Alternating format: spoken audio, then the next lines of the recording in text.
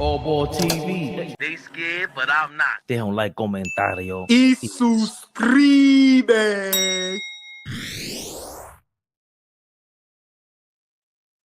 Hold up, y'all. Hold up. Let me make sure the camera's right. Let me make sure the camera's tight. Oh, we live? Hold on. I see the red button. I got my guy, Coach Jones, with me here today. Let me make sure the camera's right. Let me make sure the camera's tight, y'all. Are we live? We here, y'all. Yes. Big Flea, CO here, y'all. Back at it again. Y'all back at it again. Are we live, y'all? Are we live?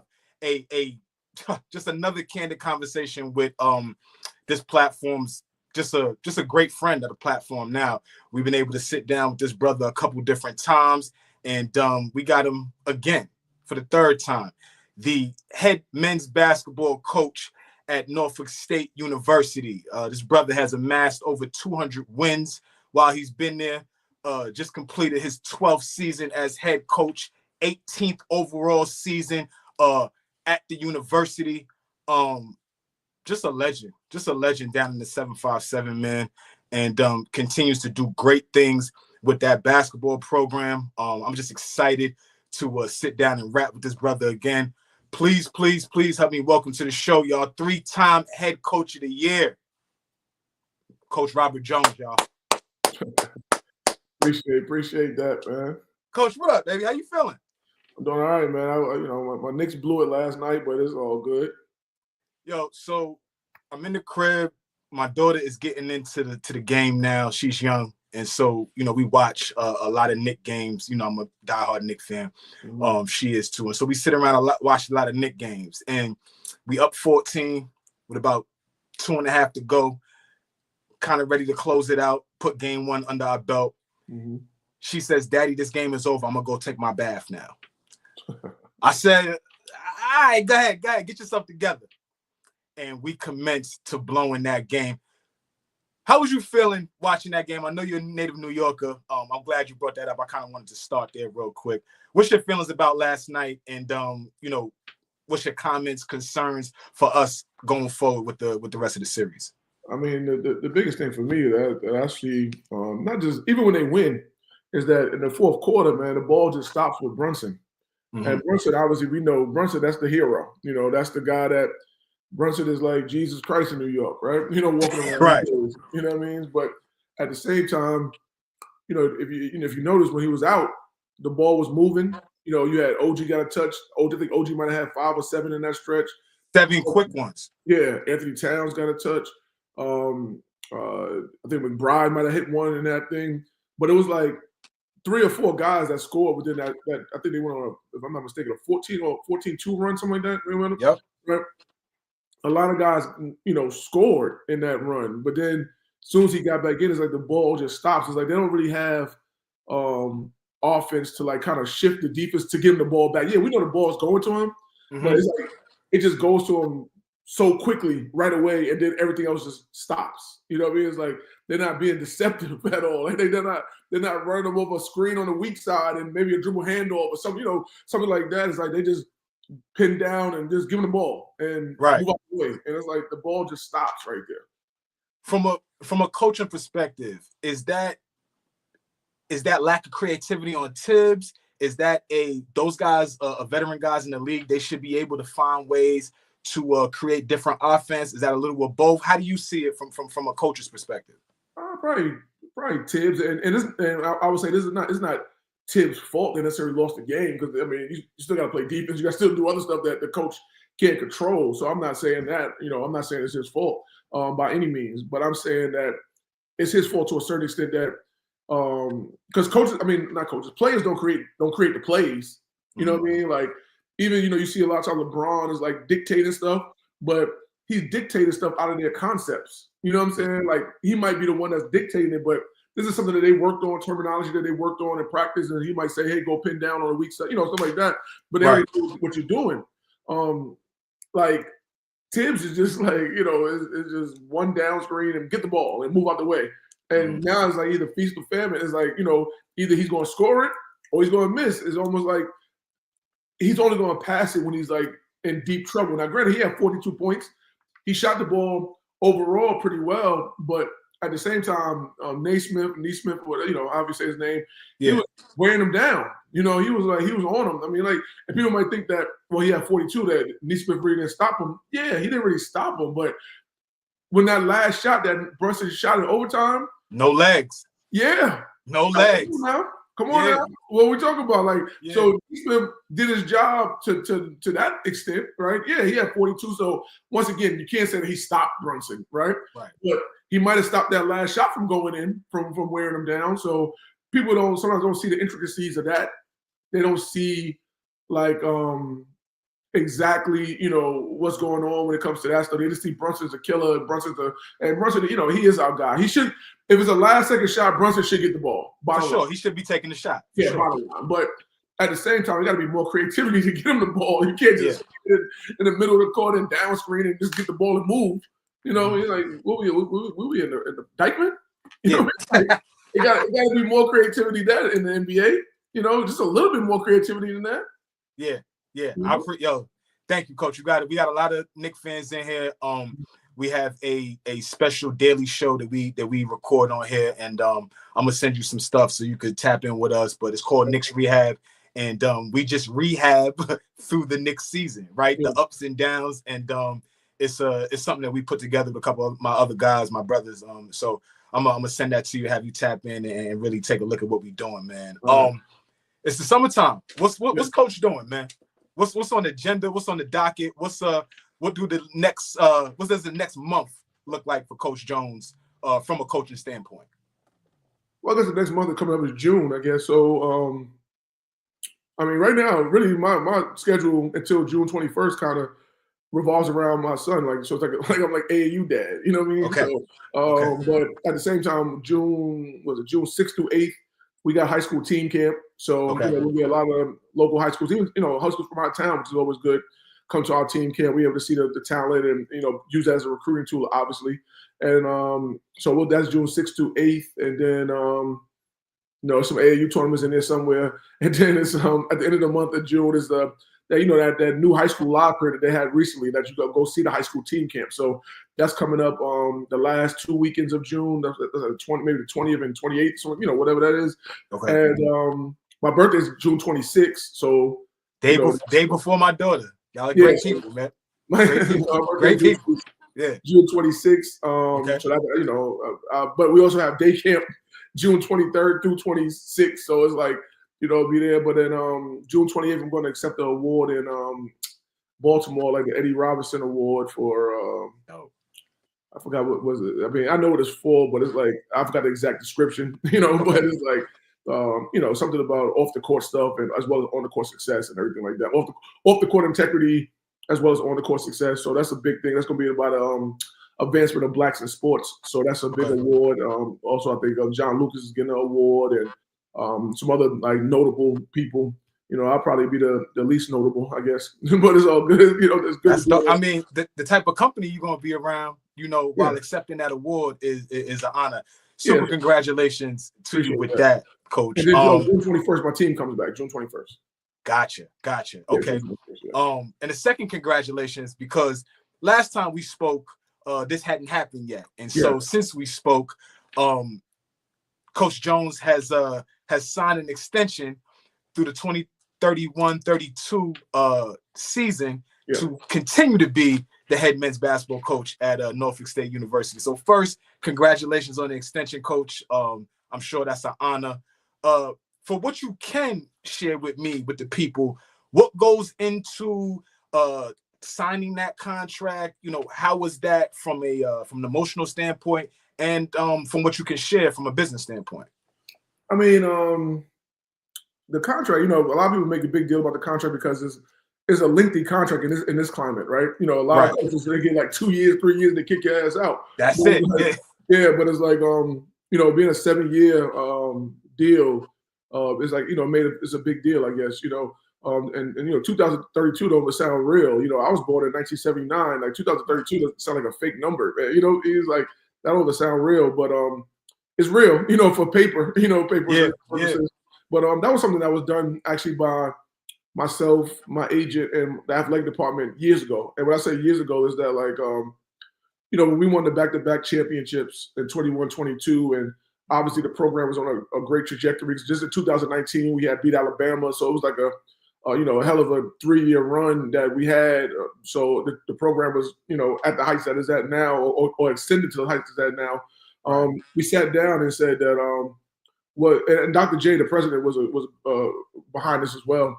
Was that what can we do to try to keep you, here as long as possible? So I think I had a 6-year deal back then, but she was like, every time you win a championship, the deal will reset like to 7 years or something like that. Oh, so, wow.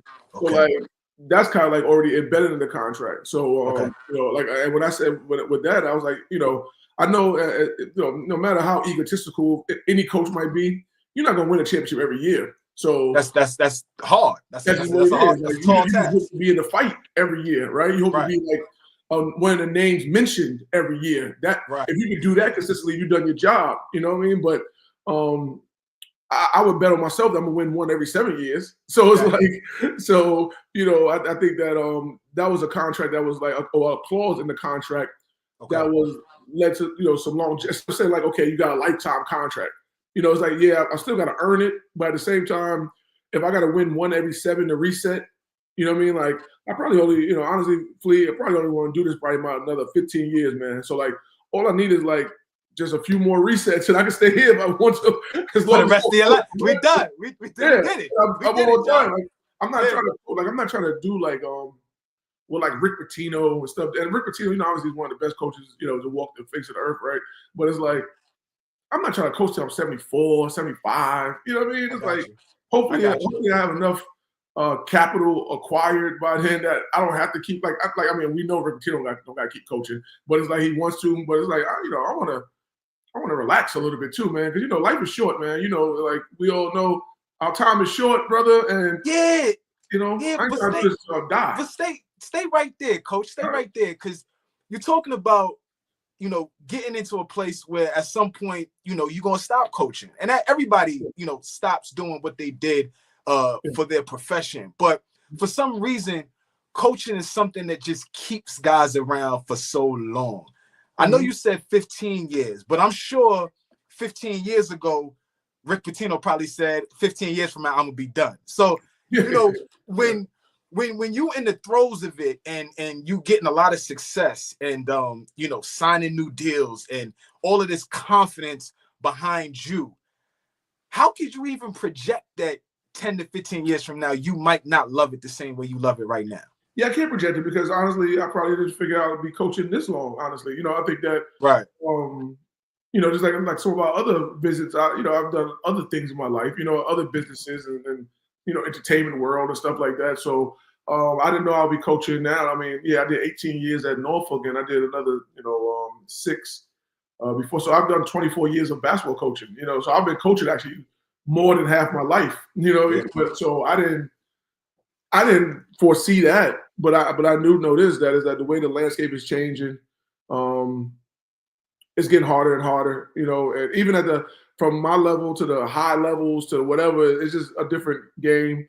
And I'm adapted to the game. I'm not saying nothing's wrong with the game, per se, but at the same time, it does like it takes some of the stuff why I got into the game out of it, right? Like it takes like the whole relationship aspect out of it, like from relationship with the player to the mom to the dad to the like that was big for me. Like I was a relationship person. Now it's like you're trying to build a relationship with the kid, and it's great for you go through the season, but it's like you could never really build a super strong bond because you're only with each other for 8 months. It's like an 8-month marriage. You know what I mean? And then it's like, and then even with the people around them, you don't really build that relationship with the coaches, the mom, the dad, the sister. Because it's like really everything now is almost transactional to a certain extent.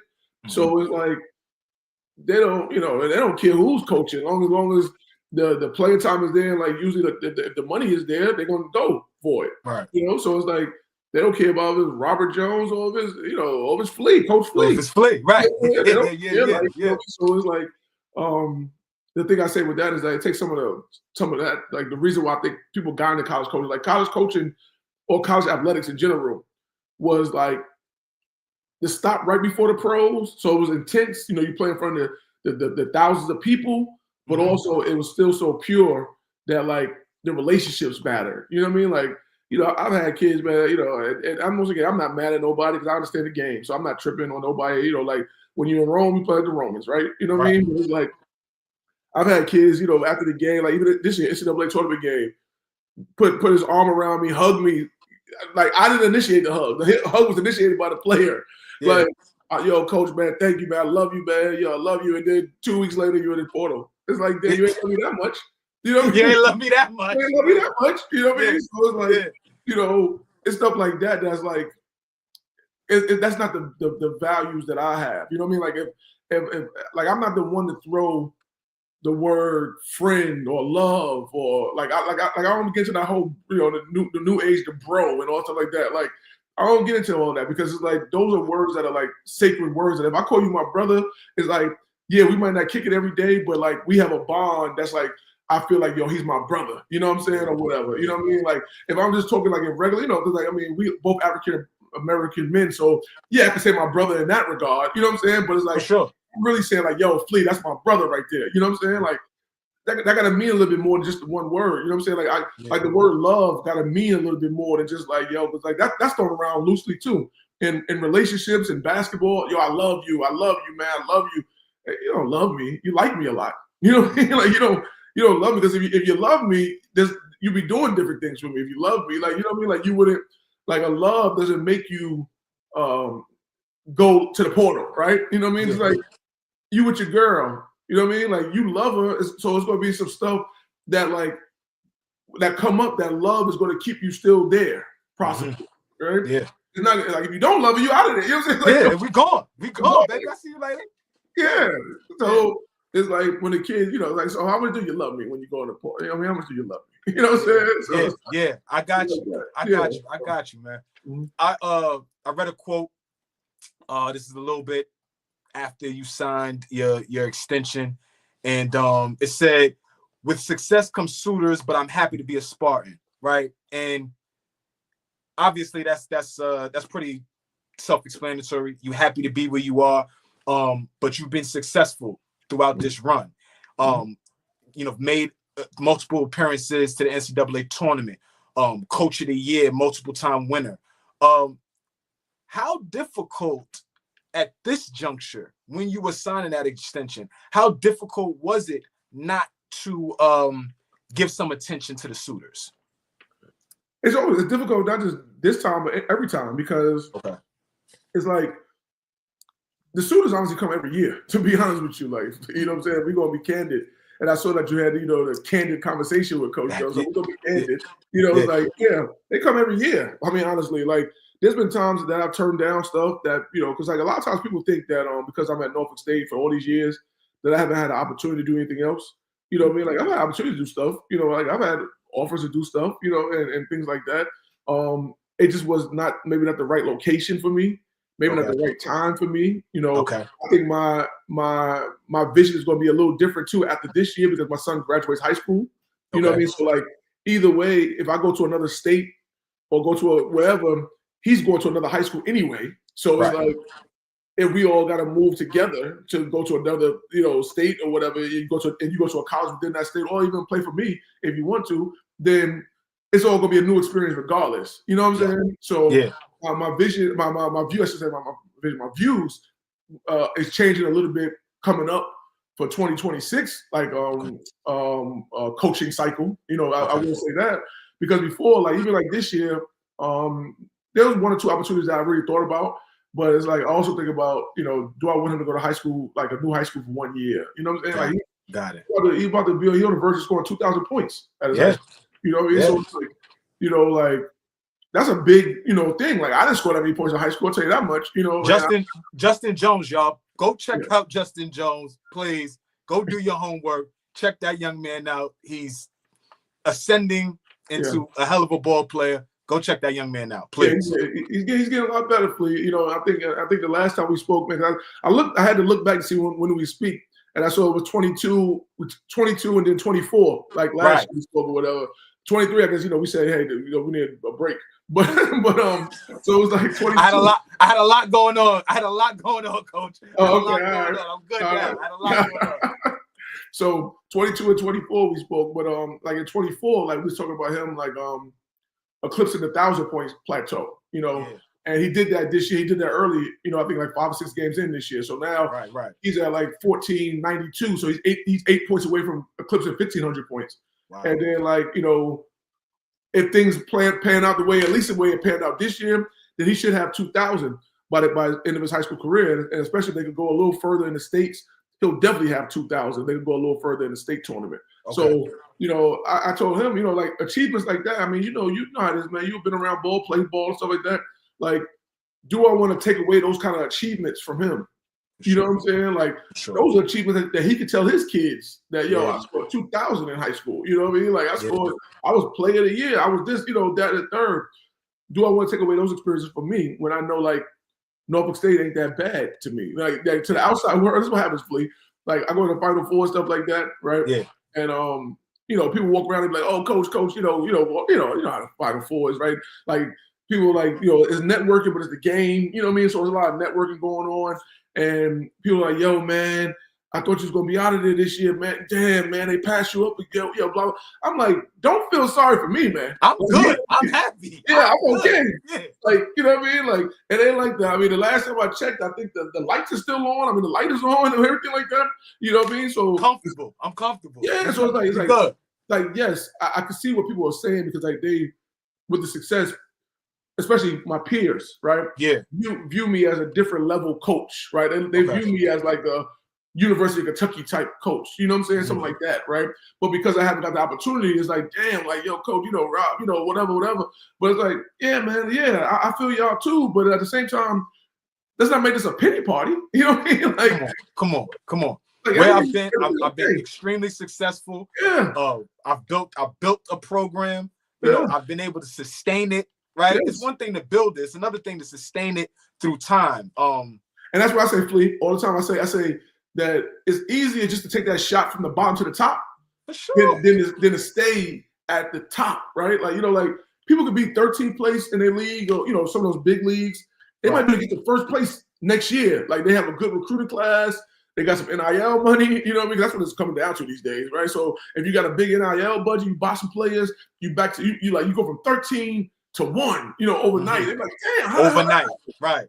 But then they go back to 6 next year, or they go to 7 again. Because everybody go get another bag somewhere else. Yeah. So it's like the one thing I will say about my program, it's not just me. I always say my sister coaches as well, is that we found a level of how we found, I guess, a formula or a trick to how to sustain. You know what I mean? Because even like in the league, we'll see like teams get to the top and then drop back to 4th place. They get to the top, drop back to 7th place. stuff like that. It's like, so we found a way with the formula to be able to succeed and sustain. And that's a credit to everybody involved. I know I get a lot of the praise. I get a lot of the blame too. But it's like, it's a credit to everybody involved in the situation. And so we've had so many conversations. We in sync, Coach. You knew exactly where I was going right now. That's why you said what you said. So we're talking about 4th year consecutive where you've won 20+ games. This year makes 4 years in a row that you've eclipsed 20+ wins, right? And you just talked about the formula that y'all have figured out. Well, talk to me about that formula, Coach. What constitutes a winning culture, especially at Norfolk State? I think standing firm on your beliefs. I know people, use the term now, standing on business and all stuff like that. But it's like, for culture, you really got to stand on business. And like, you can't. The moment you've been culture, you created a new culture. It's like the moment you say like, oh, I'm gonna let that slide, you create a whole new culture. You know what I mean? So it's like, whatever your culture is, whatever you feel in your heart, your culture should be. Then you got to stand on that. No matter what, like for us, is like, we got to treat the star player the same way we treat the 13th man, because if we don't, then the culture is not standing. Like, I think like if you ask any of our stars, from like the kid this year, we had Brian Moore, a couple years ago we had Joe Bryant, blah, blah, blah. If you ask those guys and you ask whoever was the 13th man on those teams, right? The only difference was that Joe Bryant might be able to take a couple different shots that you could take. You know what I'm saying? Of course. But Joe couldn't cuss out a coach and still live like, you know, like just like if you did, you know, like it would be the same consequence or whatever the case is. And I think that any of my players could probably say that when it came just the rules and regulations, everybody has the same rules and regulations. Like it is, you know, like I said, you know, shots and things like that, you earn those kind of things, right? You know what I mean? But rules and regulations, everybody has to adhere to the same rules and regulations, man. So I think that's what build the culture. And for us, you know, like we try to do a lot of plug and play. You know what I mean? Like we try to like get guys that have worked for us in the past. You know what I mean? Like okay, if you're a good stretch four, we know we've had a pretty good stretch fours in the past. So we know that we could put you in positions for you to be successful, which in turn makes us successful.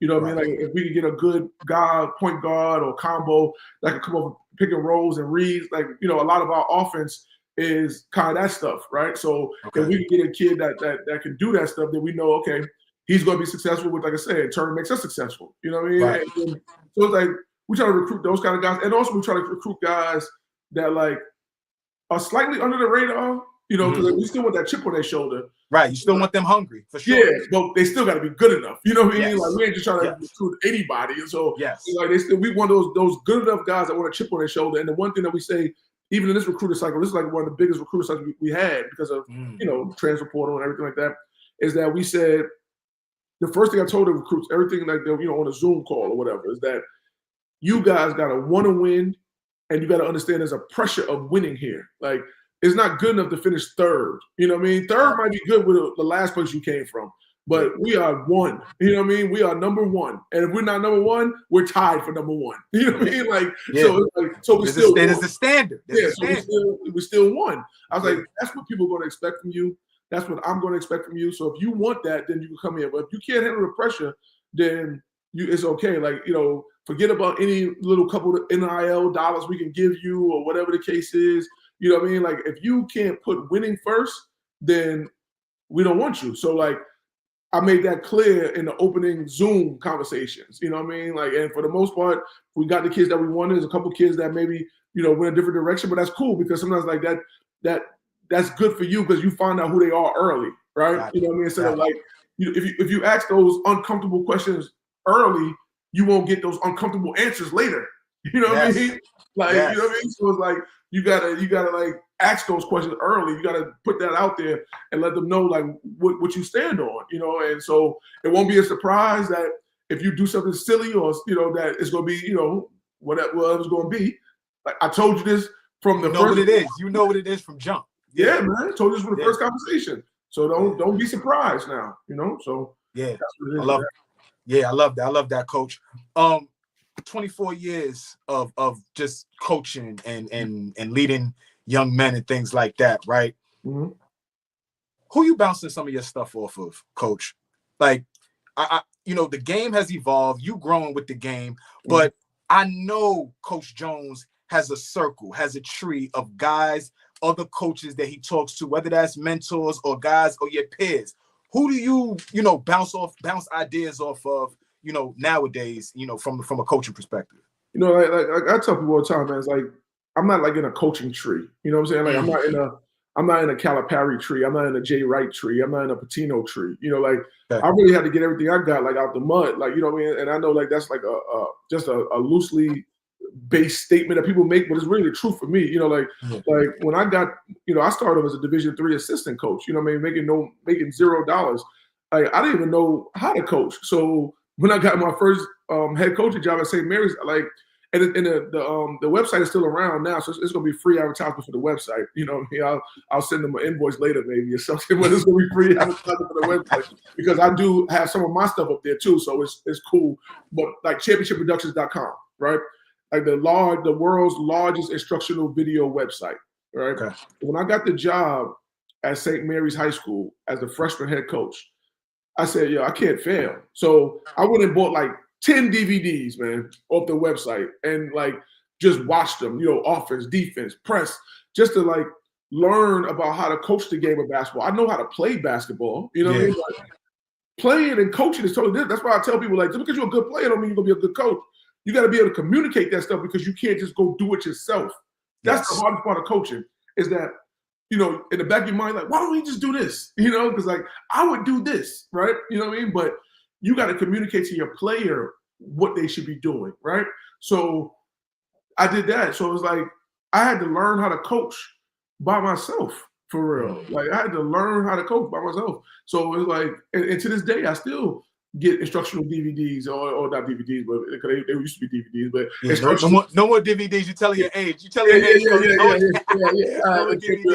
Instructional videos.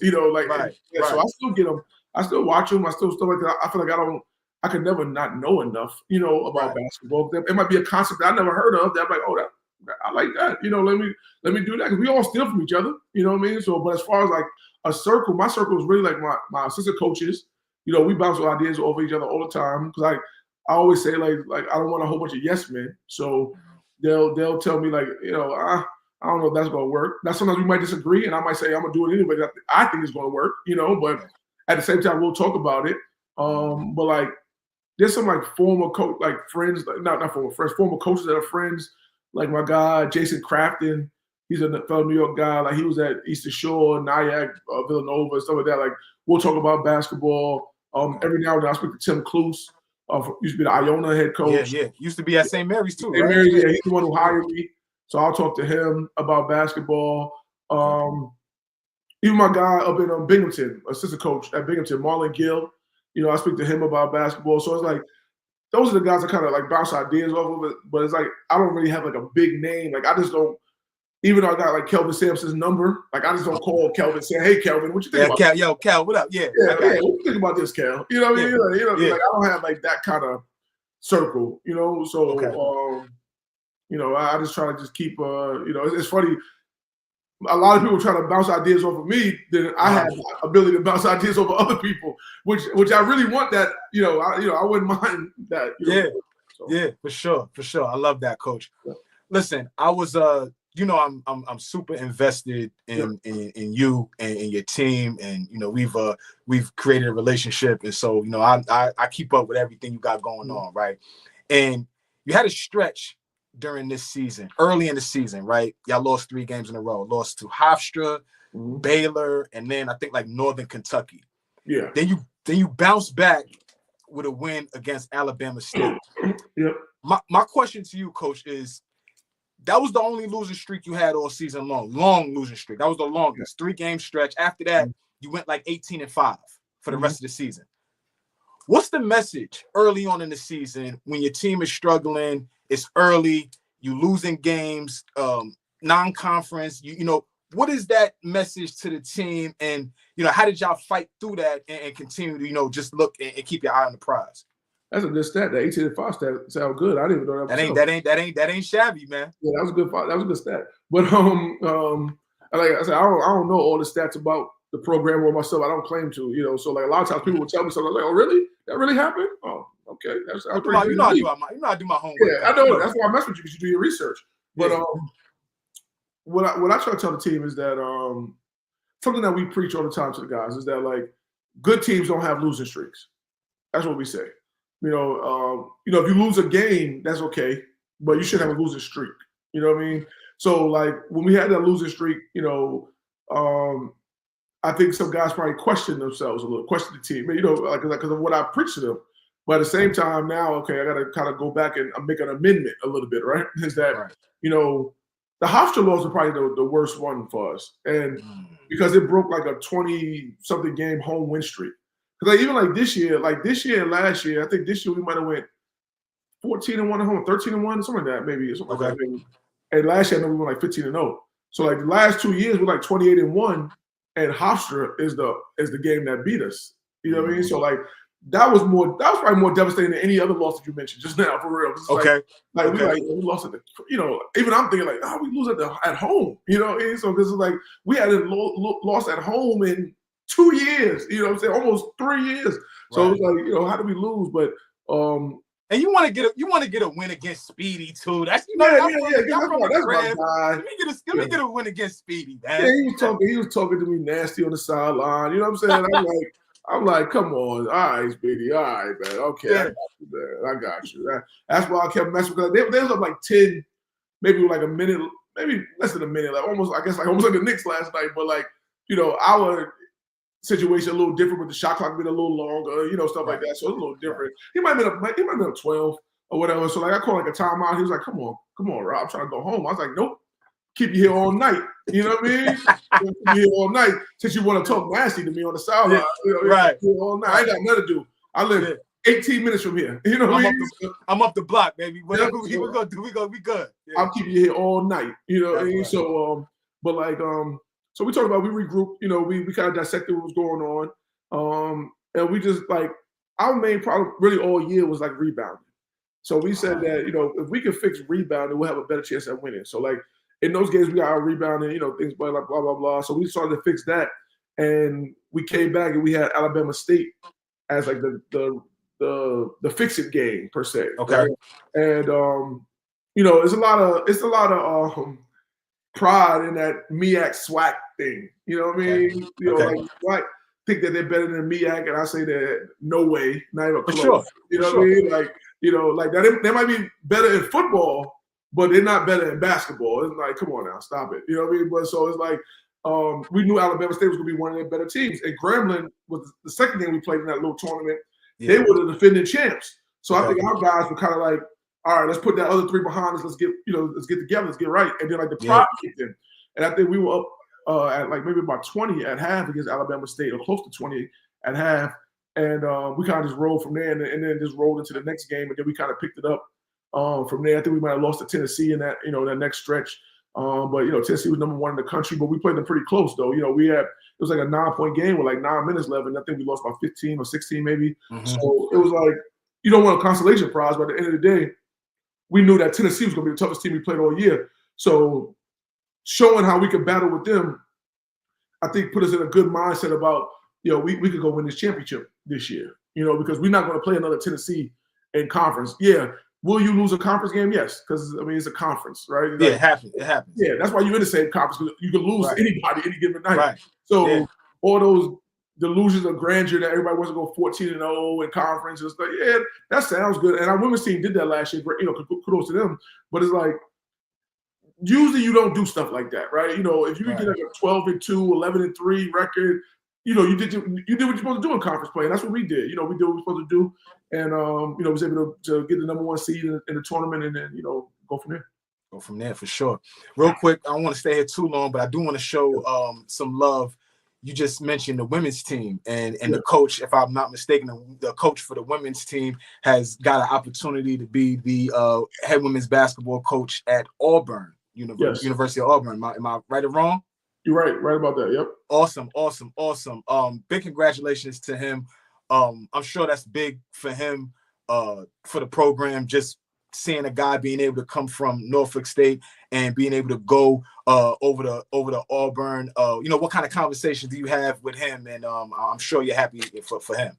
Yeah. No, I mean, that's like my I would say that's like my brother. You know what I'm saying? Like, real, because like reason why I say that because I coached him my last year. I mean, my first year at Norfolk State. You know what I mean? Then he ended up working for me. You know what I mean? So like we worked together. Well, we worked with each other for 5 years, and then he worked for me for 3 years, and then he was able to go and go to the women's side. And he's a great conversation too, because he'll tell you the story. I gave the recommendation for him to go over there. You know what I mean? Wow. Okay, so, that's dope. Because the AD didn't believe me. Like the women's team was awful, and I said, one day I said, hey, I was like, Coach Vickers could do better than what they doing. You know what I mean? And at first he was like, whatever. But then they kept losing, and he's like, you really think so? And I was like, yeah. And then he actually went over mid-season. And then so at one point, what a lot of people don't know about Vickers is that he was almost doing like a JV varsity thing. Because like in the MEAC, it's like double headers, right? So like the women play first and the men. So like he would coach the women's game and then sit on the bench for the men's game. You know what I mean? He was dedication, man. He putting that time in. Yeah, he was the head coach of the women and then the assistant coach for the men. So it was like, it was just crazy. But it's like, it worked out for him. And then he had a hell of a season this year. And what I told him about before he even took the Auburn job, because there's another like maybe 2 jobs that I was interested in him. That I was like, the Auburn job actually came up last, but it was like 1 or 2. Wow. Yeah, so like I told him that he had to go because the trajectory that he was on for this season, they finished up 30-4. I was like, you're never going to be 30-4 at Norfolk State again. Like, you're never going to be 30. Like, you had a lot of like perfect storm type things happen. You know what I mean? Like, they were able to beat 2 SEC schools during that course. You know, they beat, you know, they went undefeated in conference play. They would, you know, it's like you had so much of a perfect storm happen to you. There's no way that you're going to do it again. So, like, if you don't do it again, it looks like you took a step down, took a step back. Gotcha. You know what I mean? So it's like, yo, you gotta go. You gotta leave, man. After 30-4, you gotta go. You gotta go anywhere.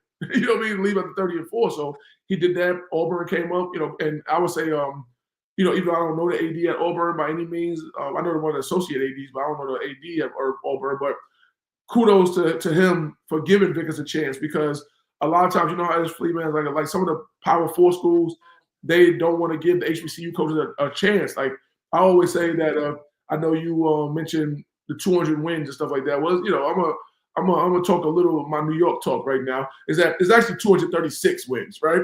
In 12 years, which is almost 20 wins a season. You know what I mean? Like people, like, you know, college basketball, like that's like the milestone, like 20 wins, right? Right. So I'm almost averaging that for my career, 20 wins a season. Yeah. But I always say if I did that at Iona, which is no different than us, you know what I mean? I don't care what people think. If I did that at, I don't know, wherever, right? And the only reason I'm using Iona because I'm thinking about Cluse. You know what I mean? Yeah, of course. Yeah. It's like I would be in the Big East by now. I mean, honestly, you know, I would be like, you know, a candidate for Kentucky or something like that. But because we're in the MEAC, and once again, we finished top 25 in the mid-major poll this year, right? You know what I'm saying? So it's like, it's bigger than just HBCU basketball. It's bigger than MEAC basketball, but because you kind of get labeled with a stigma or a tag, it makes it harder for you to ascend to those levels on the men's side. Now, the women's side is a little different. That's a little different, you know what I mean? But the men's side is like, there's a tag, there's a label. And because, like I said, the record that I have, if I would have did that anywhere else in the country, well, any other PWI in the country, you be talking to the coach, like I said, of totally different conversation. Right. Yeah, you know what I'm saying? Like we still will be talking, but it'll be a different tag. You know what I mean? Like, so it's like that's the part that's tough sometimes. Got you. So again, doing my homework, right? Yeah. And stay with me for a second, Coach. I'm here. 24 years, your coaching style has evolved tremendously. Just through the years, I'm sure that there's little different pockets that you can remember where, okay, I felt myself growing here. I took a look at this team that you led to the NCAA tournament this year, and in the last 10 seasons, this is the highest scoring team that you've had. Right? They scored 77 points. There's no other team that even matched that, even came close to that output per game with this team. Is that your coaching style? Is that the personnel that you had? Why were y'all so potent offensively this year? Man, Flea, we talk about this in our coaches meetings. We're like, we don't know because we only made 5 threes a game. Right. And then I saw that and I was like, I had to ask you, how did y'all put up so many points? I mean, I think that, you know, our guards were really good. They were able to get in the paint, you know, and like either for themselves or kind of like dump it off to a big, which leads to a high percentage shot. We were really good in transition, though. We were like 6th in the country with transition points. Okay. So we were really good in transition. But even with that, they only got us, I think, 16.4 or something like that points per game. So like we were really good in transition. We actually made almost 76% of our free throws, so that helped as a team. But we were really able to get into that paint, man. And then we had a kid like Brian Moore, who was super efficient from a guard standpoint.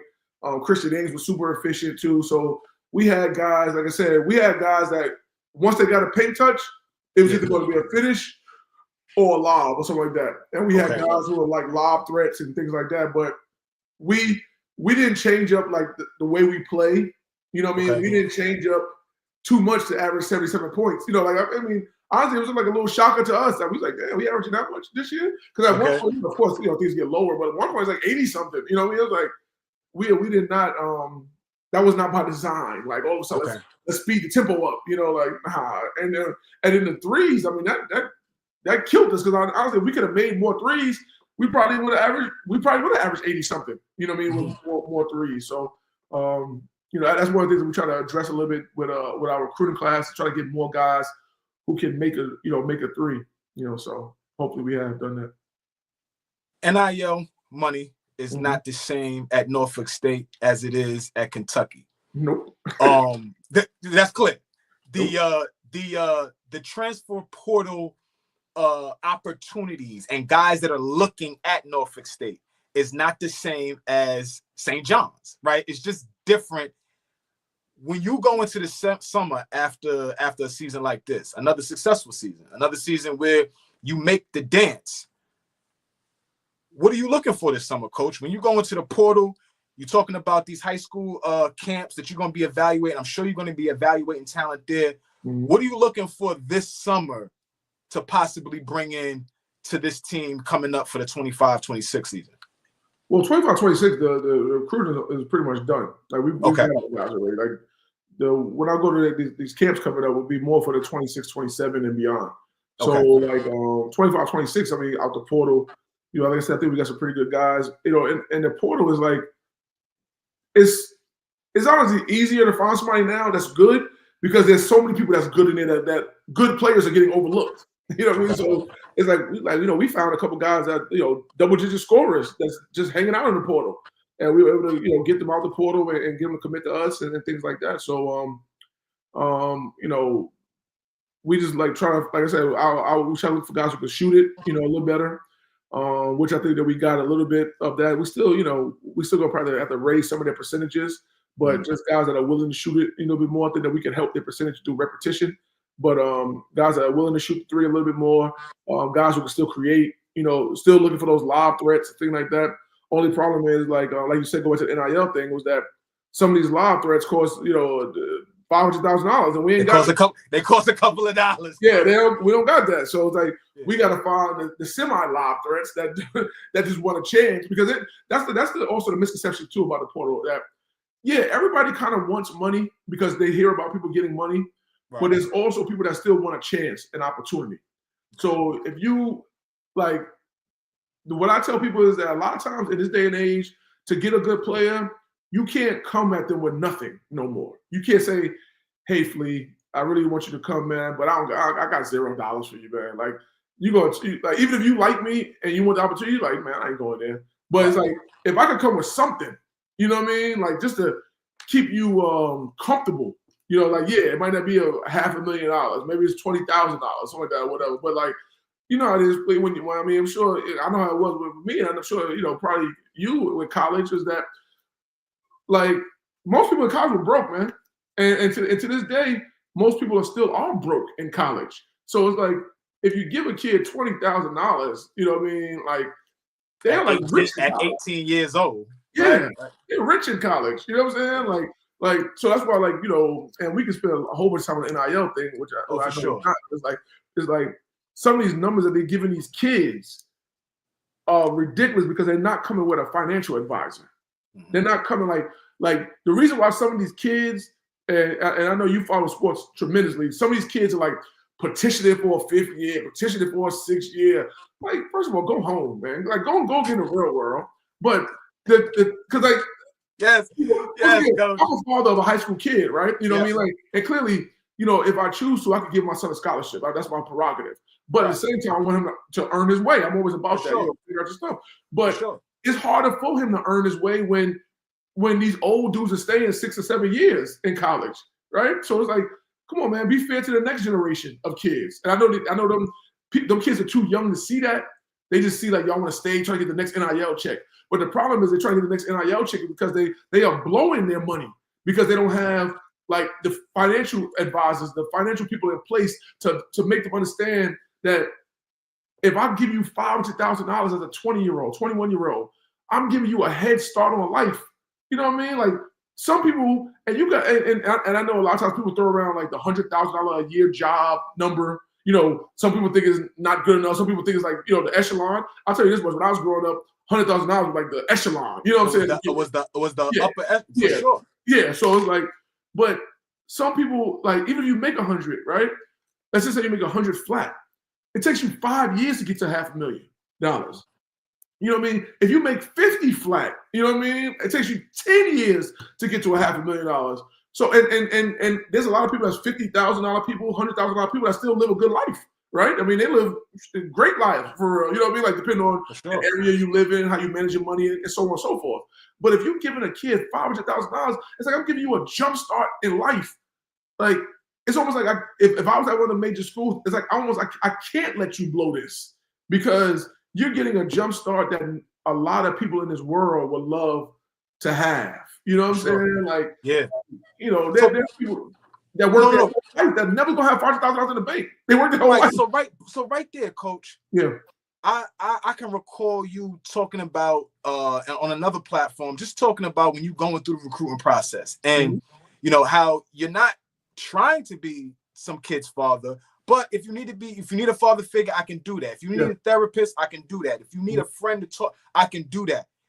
With the landscape of today and how things are going with this money thing, regardless of Norfolk State not having a big bag, there's something there. Do you feel obligated now to put your business advisor hat on and advise some of these kids on what they need to do? Yeah, without question. I mean, but that goes back to almost like the relationship part I'm talking about at the beginning of this conversation is that like you still try to like that's still part of forging a relationship, right? So it's like even with that, and I'm not gonna say any of my players in particular or whatever, but it's like you try to help them with that, which is like a relationship that even like that their parents might not be giving them. Right. And sometimes I think these kids in this day and age still don't fully respect that. You know what I mean? Right. Like they just like they just go after the next bag. Like, yo, thanks, Coach Joe. Appreciate you, man. But hey, I'm going to this bag. You know what I mean? It's like there's no loyalty in the game no more. You know, but also I do feel just from a moral standpoint of being a coach, I still think, even though I know there's no loyalty on the kid's part, right? I still feel the moral impact that I need to do to make sure that he understands what's going on. Like even like I'll give you a perfect example. The young man Brian Moore. You know, Brian Moore, leader scorer this year. He's leaving us to go to Grand Canyon. Grand Canyon gave him a lot of money, right? A whole bunch of money, right? So he comes to me, you know, and Brian Moore, he's like, yo, Coach, I really don't want to leave. You know, and Brian will tell you the same story if you had him. You know, and I know you don't really have players like that on, but it's like, you know, he'll tell you the same story. Like, I don't want to leave, you know, but, you know, this money is over here. Can you do anything to match this money? You know, whatever. I'm like, Brian, the money that they offer you, man, all thing I can do is help you pack. Get you the hell out of here, man. That's all I can do is help you go. Like, you know what I mean? Like, I can help you fold, you know, pack a box and get you out of here, man. Because I can help you fold. I can't help you do nothing else, brother. You know what I mean? So it's like, yo, but I also told him, I was like, before you leave, I was like, I'm gonna hook you up with the person that's like my accountant. I'm gonna hook you up with, you know, my financial advisor. So it could be a place so when you do get all this money, you know, you are gonna be able to keep this head start. Like I know, like you're young, you go do something dumb. You know, you probably gonna buy the rapper startup kit, the watch, the chain, the bracelet, you know, the rings and stuff like that. I know you gonna do something silly, but it's like, okay, you earned this money, so people, you know, do what you want, right? But after you do that, you know what I mean? You need to figure out how you're going to keep this money and make it work for you. Or make more. Make more. Yeah. So it's like, all right. So like stuff like that, like that's, you know, like I said, that's a true story. So it's like, you know, like I'll still do stuff like that to try to help the kids. You know what I'm saying? Because they do need to understand, even if they get like, you know, like I said, $25,000, they need to see how can they, like at the end of the year, that they still have $7,500 that left to go into the next year. You know what I mean? Like it shouldn't be all finished, you know, like, you know, because at the end of the day, you're getting your meals taken care of, you're getting your house taken care of, which is your dorm or whatever you want to, your off-campus housing, whatever it is. You're getting basically clothes taken care of to a certain extent because you get a lot of gear from Nike. You're getting a bunch of gear. Yeah. So it's like a lot of real life expenses that me and you might have that might cut into $100,000 or cut into $250,000 or whatever the kids. They don't have those expenses, so they should be able to save. They should be able to save more than what we could save. You know what I'm saying? Because they don't have those expenses. Like imagine, Flea. Imagine, you know what I mean? Imagine you don't have a mortgage payment or a rent payment. I would be so happy, Coach. You have no idea. Me too. You know what I'm saying? Me too. Imagine you don't have to worry about food. You know what I'm saying? Come on now, on top of getting $250K. Yeah. Right. So, like, you're like 250K. You be walking around rich. You know what I'm saying? You could go do whatever the hell you want to do if you didn't have, because like, in life, and I try to tell the kids, if you could eliminate the biggest bills, usually is mortgage or rent, usually next is like a car payment if you have one, all right? And then after that, all the rest of the bills, you can kind of, cell phone and the lights and the gas, all that kind of like whatever. But if you could eliminate a car bill and a house bill and of course a food bill, if you could eliminate, especially if you could eliminate food, come on now, you could go do whatever you want to do. You know what I mean? Yeah. If you say, hey man, let's go to Dubai for lunch, we could go do it. We could do it. I got the paper. I got the paper. We come right back. We'll go get some milk, come right back. You know what I'm saying? Yeah. I love the honesty on that one, Coach. Listen, third time NCAA tournament, right? Yeah. First time you was able to get out the first round. You got to win. Yeah. Last two times y'all haven't been able to, get out that first round. But before I even talk about the game, because regardless of the score, I saw a different game. The second half, y'all lost the second half by 5 points. Yep. Completely different game in the second half. But, for you, I saw some frustration being seeded 16. Where did that frustration come from? Where did you think that you guys may have been slated, before Selection Sunday? Can you talk to me a little bit about how you felt and your team felt about being the 16th seed? I mean, I think some guys, of course, are excited about the opportunity to play, And once again, as a coach, you get excited about the opportunity too, because a lot of coaches have coached a lot of years, a lot of good coaches for real, and they've never made an NCAA tournament. You know what I mean? Right. I'm fortunate to do it three times, and if you count the ones I did as an assistant coach, 4 times in my career so far, which is like, that's why I tell people, like, if I stop coaching today, I've lived a dream that coaches, some coaches have been coaching 30 years haven't never even imagined, right? Yeah, so it's like, I'm happy with my career, but I wasn't happy with the seeding though, because the thing I said is that, we were 24 and 10 going into 24 and 10 going into the tournament. They said they wanted us to beat some people, and we beat High Point. High Point was the 13th seed. You know what I mean? Like, we beat them at their place. We were their only loss at their place. We let that game start to finish. We played Tennessee super close. Tennessee was beating people in their league by 35. You know what I mean? Like, they beat us by 15 or whatever the case is. You know what I mean? Yes, it was a loss, but they're beating people in the SEC by 35 sometimes, So we did that. James Madison won their league. I think they didn't make the NCAA tournament because they got upset. But they won the Sun Belt. We beat them by almost 15. You know what I mean? We did a whole bunch of other things during the course of the year. Okay. And it's like, we won 24 games, did all this stuff, but you still give us a 16. And then when I see the official seeding thing that they give you, it's like, okay, we were the highest rated 16 seed, if that means anything in the world, right? Like, so like we were like, I think 62, number 62. So 61 is like the 15 seed or whatever the case is, right? And I'm like, come on, man. Like, you can't. Regardless of the fact we were still a 16, like, you gonna try to make it feel better. No. Yeah. And like, I felt like the seeding was bad anyway, because like Florida was, according to that, the official seeding thing that they give you, they were the worst number 1 seed. So they were number 4. So it was like 4 versus 62 or whatever it was. You know what I'm saying? Or whatever the case is. So they want to make you feel better, like, okay, we gave you the worst number 1 seed, but Florida won a national championship. So that just shows that y'all seeding was messed up. You know what I mean? Like, it just shows that. So with that being said, it's like, yeah, I was mad, man. I was mad because I was like, 16 versus 1, no matter who you are, it's almost like mission impossible, right? 15 versus 2, like, I've been a part of a 15 versus 2 upset with Missouri. Yeah. I've seen 15 versus 2 upset happen, you know what I mean? Like, almost frequently at this point, the 3-14 stuff, definitely seen that plenty of times, you know what I mean? It happens. Yeah, but 16 versus 1 is like almost mission impossible. And I'm like, we had a good enough season that we shouldn't be put into mission impossible.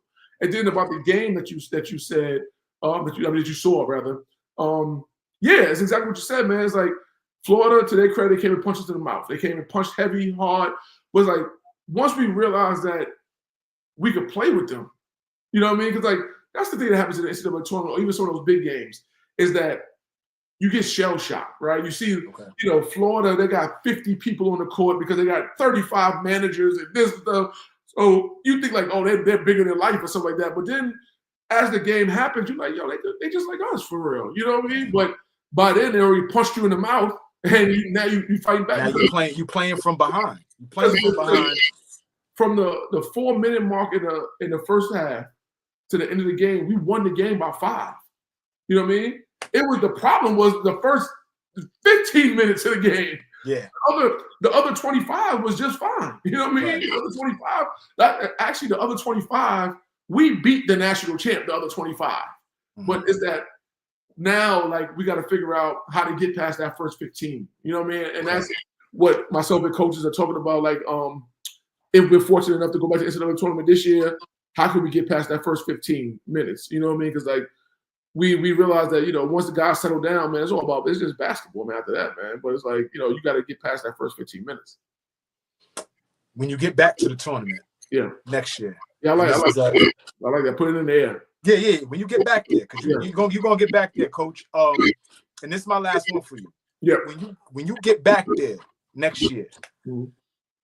and I think you said something profound just a few seconds ago about being shell-shocked in those first 15 minutes of a game, the lights, the stage, how many people, all of that kind of stuff. You've been there before, so I'm sure that feeling is not as loud as it was the first time you was there. You may feel it still, but it's not as loud. Yeah. For those guys that you're bringing in this year that will help you get back to the tournament, how do you prepare them for that stage? Not walking in there looking around like, what the how do you best prepare them from your perspective? I mean, try to put them in adverse conditions early if we could. Like, like we have like even though it's not compared to playing Florida, but we do play like Hampton at home this year. And for us that's like a big battle rivalry game, right? So it's like we play Old Dominion this year. That's a big crosstown rivalry. So those are going to become some pressure-packed situations early. With the gym being fully. So like it won't be like I forgot what the Raleigh, I think it held like 18,000 or whatever the case is. So yeah, we're not gonna play for the 18,000, but that 6,000 to 9,000 that we play in front of early is gonna feel like 18,000. So hopefully we put them in adverse situations early so they won't feel the pressure. And I think that just through conversations of just letting them know, like, this is kind of what happened in the past. Let's not let it happen again. Not saying that still won't, because people still get a little shell shock, but at the same time. And I think this year it'll be a lot of guys' first time going if we're able to go again. So yeah, you gotta take it all in. You gotta, enjoy the time, because it's like it might not ever happen again. That's just what it is. Like, we've been fortunate that it's happened pretty frequently recently. Like, that's just being fortunate. Like, sometimes people go 15 years in between, tournament appearances. We just happen to go 2 years in between, and stuff. Right. So that was a good thing for us in the program. But if we're fortunate to go again, it's just trying to calm everybody's nerves. And how we're going to do that, I don't have a direct answer for you yet. But I think that we're going to think about it, and hopefully we come up with something to be able to calm everybody's nerves, man. Because once the nerves are calm, it's just basketball. It's just basketball. And listen, man, when coach is two-stepping and he's doing his Millie Rock and he's bouncing and shit like that, when I see. Because there's one video every year. Once a year, we get coach to get his two-step on and get busy. That gotta calm the fellas down. So, fellas, if you see this, coach start getting busy, the New York shit starts coming out. Yeah. Everybody calm down. It's basketball. Everybody relax. Everybody relax. Everybody relax. I lied to you. I said that was my last one. I got one last one for you, coach. I'm at the age now where a lot of my peers are going into coaching. I have a lot of my closest friends, some of my best friends are coaching on the high school level. Some are coaching on the collegiate level. Some are coaching 6th, 7th, 8th graders, right? It's so many different guys, so many of my different guys are getting attached to coaching and just helping lead men and women. 24 years as a head coach in this business, man. For the aspiring coaches coming behind you, for the ones that, you know, aspire to be successful in this space, what kind of advice, what kind of words do you have for them right now, you know, from what you know? I mean, there'll probably be a couple of things just quickly. Is that one, run your own race and don't keep score with everybody else. You know, because if you start keeping score, like sports is a interesting place, right? You know what I mean? From the whether it's the NBA or collegiate sports now, especially if you want to be like a collegiate coach. You know, Division I collegiate coach, there's a lot of money that players get, there's a lot of money coaches get, you know what I mean? Stuff like that. So if you start counting yourself against, oh man, that guy, you know, this guy makes that or whatever the case is, you start almost discrediting yourself, right? I always say that collegiate athletics is the only place where somebody can make like $500,000 a year and people think that you like not doing well. You know what I mean? Like that's the craziest thing. Or you can make, you know, 200,000, 200, and people are like, oh man, like you should be here, you should be there, like, you know, because that guy is making 5 million or whatever. But it's like there's only a few percentage of people in the world that make $5 million a year. You know what I mean? So there's a lot of people that make $40,000 a year. You know what I mean? So if I'm somewhere between 40 and 5 million, I'm probably okay. You know what I'm saying? I'm doing, you know, I can make something happen. Right? Yeah. So it's like people, so it's like don't keep score. And then also understand that everybody got their own path. You know what I mean? Like my path was a path through Division III, through high school, through AAU, through being an assistant coach, and now being a successful head coach. Some people's path is that they're a Division I player, they become a Division I assistant coach the next year. You know what I'm saying? Like, so that goes back to, again, don't keep score against people. Like, don't be like, oh man, I'm better than this guy or whatever. Some people just got opportunities placed in front of them that you don't have just yet.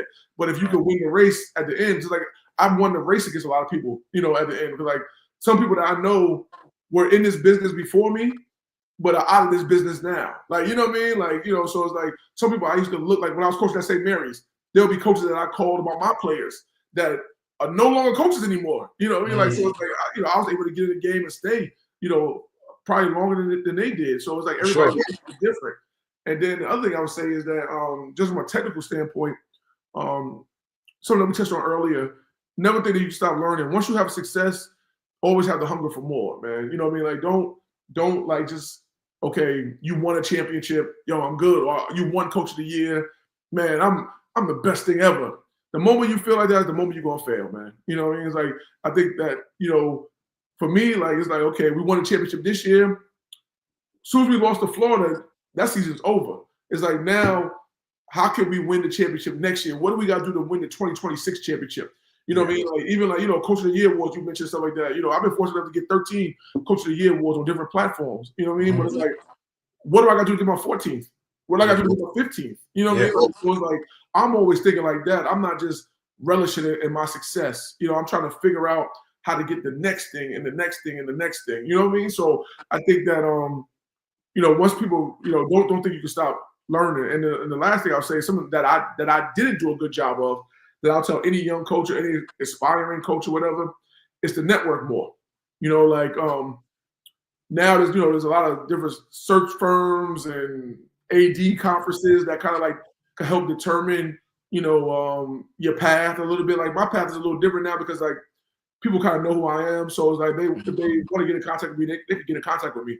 But like coming up, I wish I would have connected the dots with some of those search firms and things like that. Then my life might be a little different now. But I used to think, Flea, that I'm like, yo, man, I'm just gonna win and they're gonna come for me. You know what I mean? Like I'm gonna win these games. Okay. And they're gonna come get me. St. John's coming to get me, baby. You know what I'm saying? Yeah. But it's like, you know, if I had a better rapport with the St. John's AD, or if I had a better rapport with the search firm that handles St. John's, I mean, and we use this as a loose, you know. Yeah, for sure. Loose comparison, for sure. So then maybe my chances would have been better instead of just thinking that they're going to get me because I'm successful. Right. You know what I mean? Like there's a lot of successful coaches out there, you know. Well, I mean, more than people, I guess, more than, you know, than people think, you know what I mean? But it's not like just because you're successful, they're going to come get you. Now, that's the one thing I had to figure out in the long run, Flea, is that this profession is not always merit-based. Okay. Which is like, took me a while to really understand that and really make sense of that, because I'm like, you should get what you earn, right? Sure. You know, You know, like if I win 30 games, man, I should be able to get whatever the hell I want because I earned these 30 games. Like, like who else won 30 games? You know, so it's like that's merit, right? You know, it's like, nah, man. It's like, yeah, you gotta. It's a merit, but it's a lot of networking, man. There's a lot of stuff that go on behind the scenes that if you ain't got those connections or those outputs, man, you're not even in the mix. And then you can win all the games you want, and you're not even in the mix. It took me a long time to be able to understand that, man. It's like, you know, and I still don't understand it to a certain extent. I'm not gonna lie to you, man. Okay. 20 years in the game, I still don't understand it to like I don't understand why I gotta take you out for coffee for you to understand that I'm a good coach. You know what I mean? Like I don't understand why I gotta, you know, send you a Christmas card for you to understand why I'm a good coach. You know what I mean? Like I'm a good coach because I win. You know what I mean? But like it's more than that in this game, man. It's more than that. It's like that's the others, like that's like how we do a little podcast thing right now. Right. The other side of the podcast. Like, yes. You know yes. That's the other side of the podcast. That like yeah. that you know, that winning stuff, man. That just means, you know, that just gets you in the door a little bit. That don't mean nothing else for real. There's you said a lot right there to answer that question, but you hit 4 different bullet points, and I'm hoping whoever catches this, whoever watches this, like really grabs something from that, because a lot of what you just said was super, super powerful and super like informative, man. Just on a, you know, on a surface level. I want to thank you so much, Coach. You anytime I call, you right there to tap in with me, man. Like I said, this is our 3rd conversation. I plan to get face to face with you soon, so we could do one in person. I think that's that we do for that. But thank you so much.